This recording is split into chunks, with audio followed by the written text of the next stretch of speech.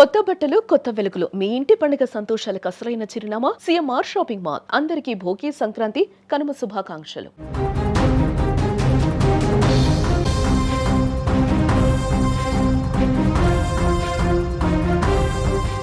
నవమాసాలు మోసి రక్తమే పాలుగా ఇచ్చి పెంచిన తల్లి, తను పస్తులున్నా సరే కొడుకు కడుపు నిండాలని కోరుకున్న కన్నప్రేమ. కానీ అదే కొడుకు ఆస్తి పిచ్చితో మృగంలా మారిపోయాడు. కనిపెంచిన తల్లి ప్రాణమే తీశాడు. కన్న పేగు కన్నీరు పెట్టినా కనికరం లేకుండా గొంతు నులిమి చంపాడు. రంగారెడ్డి జిల్లాలో జరిగిన ఈ కిరాతక ఘటన సభ్య సమాజం తలదించుకునేలా చేస్తోంది. రంగారెడ్డి జిల్లా చేవెళ్ల మండల పరిధిలోని దేవరంపల్లి గ్రామంలో ఈ ఘోరం జరిగింది. గ్రామానికి చెందిన సుమతమ్మ అనే వృద్ధురాలికి రాఘవేంద్ర రెడ్డి అనే కొడుకున్నాడు. వృద్ధాప్యంలో కొడుకు తనకు తోడుగా ఉంటాడని, కంటికి రెప్పలా చూసుకుంటాడని ఆ తల్లి ఆశపడింది. కానీ ఆమె ఆశలు మొత్తం కూడా అడియాశలైపోయాయి. సుమతమ్మకు కొంత ఆస్తి ఉంది. అందులో కొంత భాగాన్ని తన కూతురు పేరు మీద రాసుంది. ఇదే ఆ ఇంట్లో చిచ్చురేపింది. ఆస్తి అక్కకెందుకు ఇచ్చావు అని రాఘవేందర్ పదే పదే తల్లితో గొడవ పడేవాడు. నా ఆస్తి నా అష్టం వచ్చిన వారికి ఇచ్చుకుంటాను అని సుమతమ్మ ఖరాఖండిగా చెప్పటం అతడిలో పగను పెంచింది. తల్లి మీద ఎంత దుర్మార్గంగా పగ పెంచుకున్నాడు చూడండి.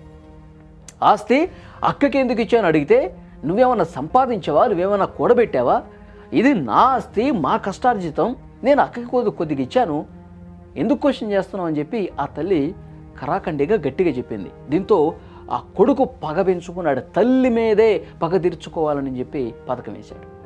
డిసెంబర్ 22 ఆస్తి వ్యామోహం రాఘవేందర్ కళ్ళని కప్పేసింది. ఆస్తి కోసం తల్లితో జరిగిన గొడవలో మనిషి అన్న విషయాన్ని కూడా మర్చిపోయి క్రూరంగా ఒక మృగంలాగా ప్రవర్తించాడు. కన్న తల్లిని కూడా చూడకుండా అత్యంత కిరాతకంగా ఆమె గొంతు నులిమి చంపేశాడు. అమ్మ ప్రాణం గాల్లో కలిసిపోతుంటే ఆ కసాయి గుండె కరగలేదు. గొంతు పిసికి నులిమి నులిమి నులిమి చంపుతుంటే, అరే నా తల్లినే నేను చంపుతున్నానా, నేనంత రాక్షసుల్లాగా మారిపోయాను అని అతనికి అనిపించాల. నన్ను కన్నది, పెంచింది, ఇంత వాణ్ణి చేసింది, ఇవేమీ వాడికి గుర్తురాలా.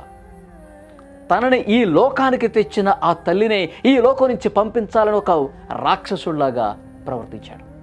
మొదటిది సాధారణ మరణం అనుకున్న పోలీసులకు అనుమానం వచ్చింది. ఏమో చనిపోయింది, నాకేం తెలుసు అనడంతో అనుమానాస్పద కేసుగా నమోదు చేసుకున్న పోలీసులకు వాళ్ళకి అనుమానాలు ఉంటాయి. ఏ విధంగా విచారణ చేయాలో వాళ్ళకి తెలుసు కదా.